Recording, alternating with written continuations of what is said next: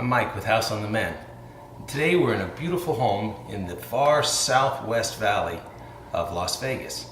And we're going to be replacing this tile right here in the kitchen. This is a heavy traffic area, and the homeowner, who's a very good friend of mine, a retired New York State trooper, tried covering this blemish here that looks to be a manufacturer's defect with auto polish or paint, and over time it's worn away and it's just an eyesore for him. So we are going to bust out this tile and we're going to replace it with tiles that he had from the initial job. So let's zoom in and get started. Alright, now when we were here yesterday talking about this job, Jim and I tapped around on this tile and we found some areas that sound pretty hollow, starting from here and coming right here. So we may not have as much adhesion with the thin set mortar underneath here as it sounds like we do on some of the corners. So I'm going to start by trying to bang out the area and chip away right here.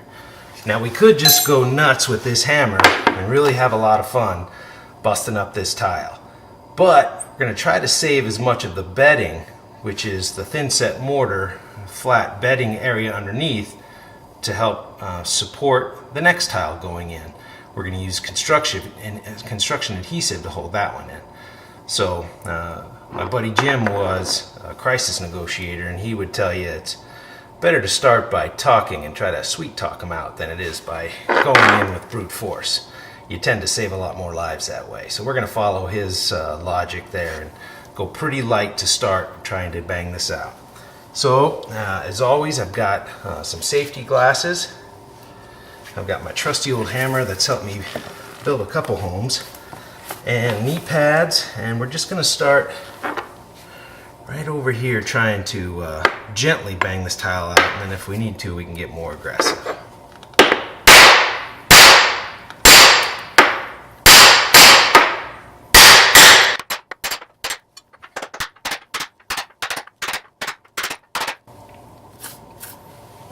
That's not cracking, that's a nice solid tile, so I think what we're going to do is switch over to being a little bit more aggressive. See what we can do.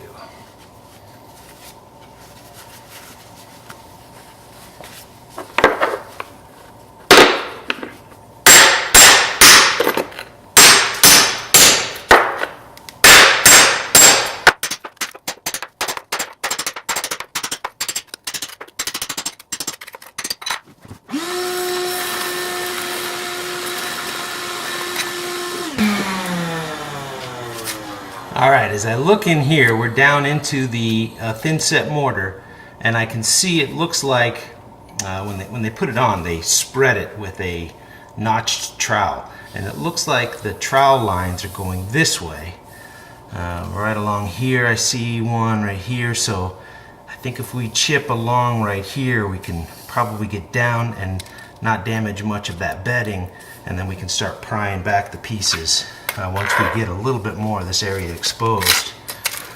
But that's going to be a pretty good start right there. You can see it there. Alright, so we'll keep going.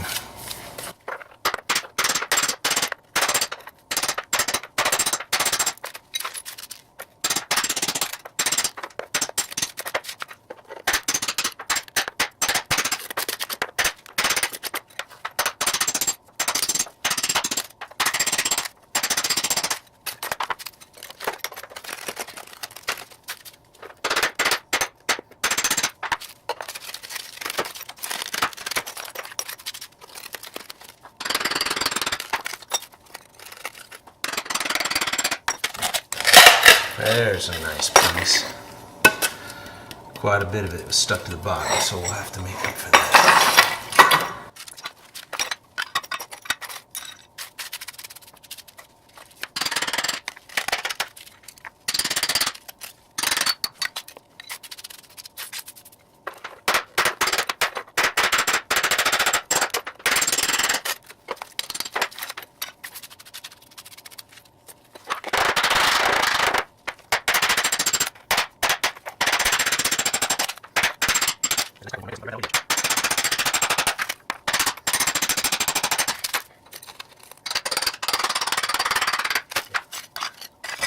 That's what we're hoping for, is to leave as much of this bedding that we can use to properly seat the next tile in line or level with the others. So that is great.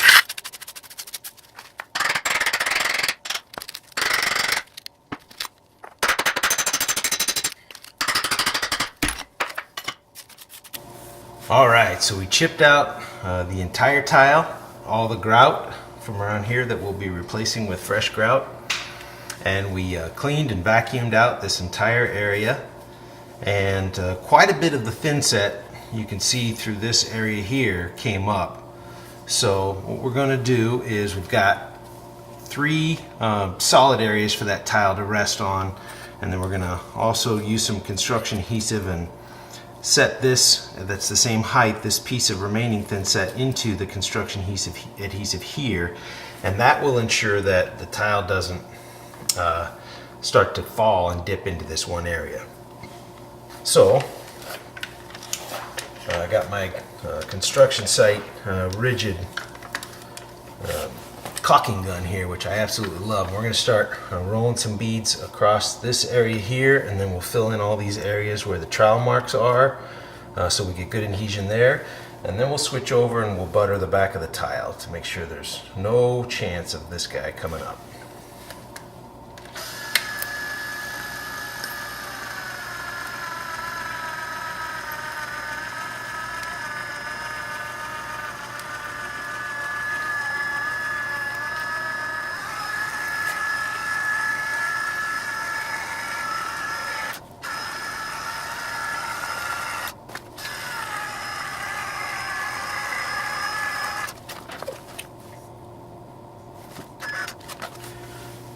Okay, now we're going to use the remaining caulk to butter the back of this tile.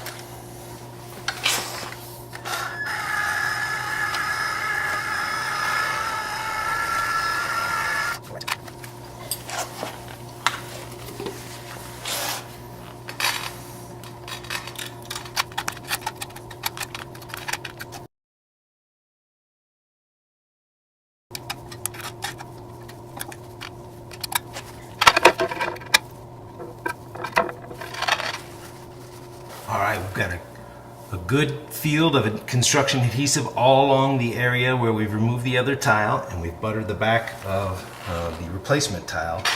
So now all there is left to do is set it in place. And we've got some spacers to make sure that it's going to be perfectly square to the others. There we go.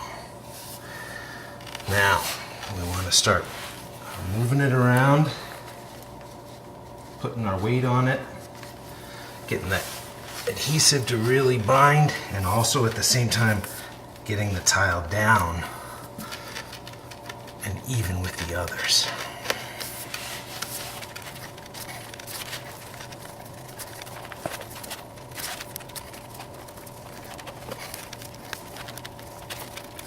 All right, so we've got the tile set, and just to make sure that it doesn't rise up overnight or drop down too low, I've got 2 boards here that are a bit longer than the tile itself, and we're going to create a weight pushing down by leaving these boards right where I've got them here, taking a couple of the extra tiles,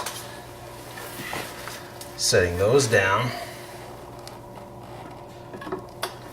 and then on top of that put the heaviest toolbox we could find in the house.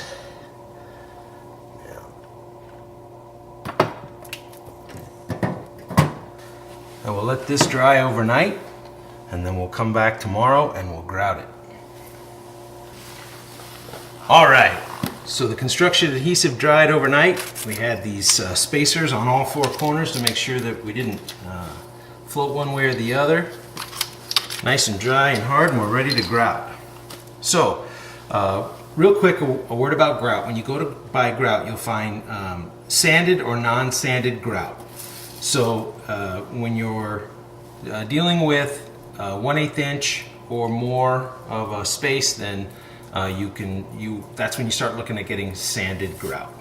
1/8 inch or more, so this is a 1/4 inch, so sanded grout would be fine here if you wanted to buy it. All right, we've mixed up our grout with a little bit of water to the consistency of peanut butter, and we're gonna set it out. We can always make more if we need it. We've got a bucket full of clean water and a sponge over here to clean up our mess. We're gonna set this down and start working this into the gap here with our grout sponge.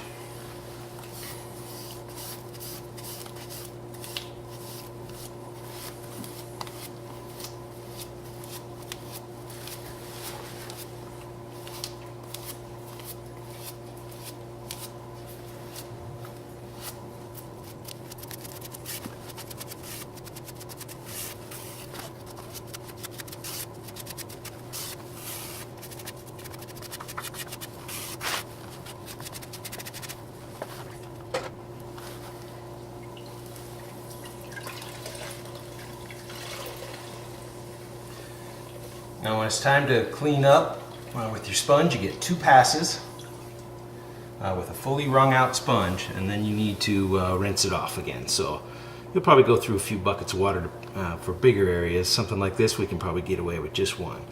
We'll make 1 pass, pretty good. Flip it over, come back again, and you can see that makes a nice little bevel inside the grout line, and also cleans it up. It cleans up the tile at the same time.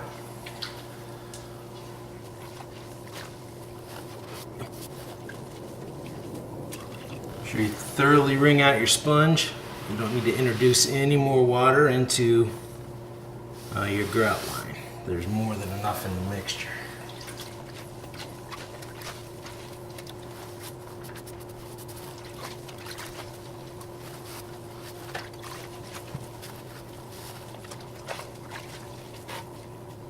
All right, we put the grout in, we sponged it off, and got some fresh water, wiped off the tile and the surrounding tile once more. When it dries, the tile will likely have a sheen on it, and that's fine. You can mop the whole area, say after about 24 hours, and you're good as new.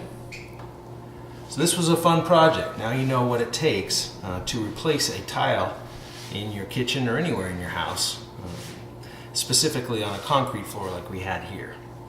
Now if you feel this project might be a little too daunting for you, I understand. And if you're in the Las Vegas area, consider giving me a call. I'd be happy to replace a broken or damaged tile for you. Until next time, thank you for watching.